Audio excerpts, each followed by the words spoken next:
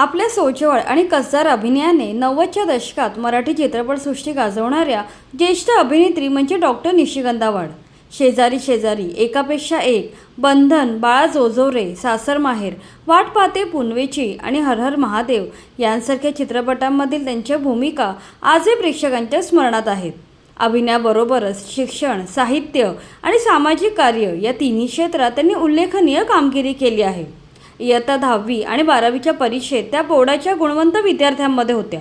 त्यानंतर त्यांनी मुंबई विद्यापीठातून PhD पूर्ण करून डॉक्टर ही पदवी संपादन केली. समाजातील स्त्रियांच्या बदलत्या भूमिकेवर त्यांनी संशोधन केलं आहे. त्या एक उत्तम लेखिका असून त्यांच्या 3 पुस्तकांना महाराष्ट्र शासनाचे राज्यस्तरीय पुरस्कार मिळाले आहेत. याशिवाय त्या तब्बल 11 वर्ष 4 चौकी या लोकप्रिय मराठी मासिकाच्या संपादक होत्या. याशिवाय सध्या त्या डॉक्टर निशिगंधा वाड ट्रस्टच्या माध्यमातून विविध सामाजिक उपक्रम राबवत आहेत. अशा या अष्टपैलू आणि आदर्श अभिनेत्रीच्या यशामागे संस्कार, शिक्षण आणि कलेचा भक्कम वारसा आहे. त्यांच्या कुटुंबातील प्रत्येक सदस्याने आपल्या क्षेत्रात स्वतंत्र ओळख निर्माण केली असून त्याच वातावरणात निशिगंधा यांच्या व्यक्तिमत्त्वाची जडणघडण झाली. चला तर त्यांच्या कुटुंबाविषयी सविस्तरपणे जाणून घेऊया. निशिगंधा वाड यांच्या आई डॉक्टर विजया वाड या मराठीतील मान्यवर लेखिका आहेत. त्यांनी मराठी विश्वकोशाच्या अध्यक्षा आणि प्रमुख संपादिका म्हणूनही जबाबदारी सांभाळली आहे. बिंदास, घर अंगण, मनमोर, मी वेणू बोलतेय, सावित्रीच्या लेखी, आपली माणसं, मनाची उभारी, तिसरी घंटा अशा सुमारे 50 पुस्तकांचं त्यांनी लेखन केलं आहे. कथा, कादंबरी, ललित लेखन, पटकथा आणि बालसाहित्य अशा विविध साहित्य प्रकारात त्यांनी विपुल लेखन केलं आहे. निशिगंधा आणि मुलाखतींमध्ये सांगतात की अभिनयाची जाण, साहित्याची आवड त्यांना आईकडूनच मिळाली.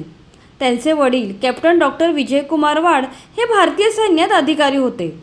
1965च्या भारत-पाकिस्तान युद्धात ते लढले होते. सैन्यातून निवृत्त झाल्यानंतर त्यांनी दंतवैद्य म्हणून प्रॅक्टिस सुरू केली. निशिगंधा सांगतात की बाबा अत्यंत कनवाळू स्वभावाचे होते. गरीब माणूस दिसला की त्यांच्या मदतीला धावून जात. पैसा कमवण्याच्या अनेक संधी असूनही त्यांनी कधी पैशाला महत्त्व दिलं नाही. त्यांच्याकडूनच सामाजिक बांधिलकी आणि माणुसकीचे संस्कार निशिगंधा यांना मिळाले. निशिगंधा यांना मोठी बहीण असून त्यांचे नाव डॉक्टर प्राजक्ता वाड आहे. त्या वैद्यकीय क्षेत्रात कार्यरत असून MD पदवीधर आहेत. सध्या त्या अमेरिकेतील एका नामांकित रुग्णालयात डॉक्टर म्हणून काम करत आहेत.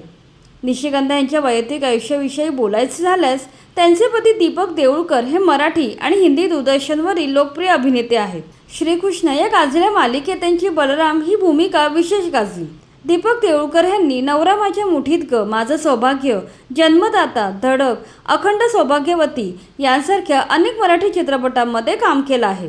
याशिवाय अभिनयापूर्वी ते मुंबईच्या अंडर-19 क्रिकेट संघातही खेळले होते. निशिगंधा वाड आणि दीपक देऊळकर यांची पहिली भेट एका जाहिरातीच्या चित्रीकरणादरम्यान झाली.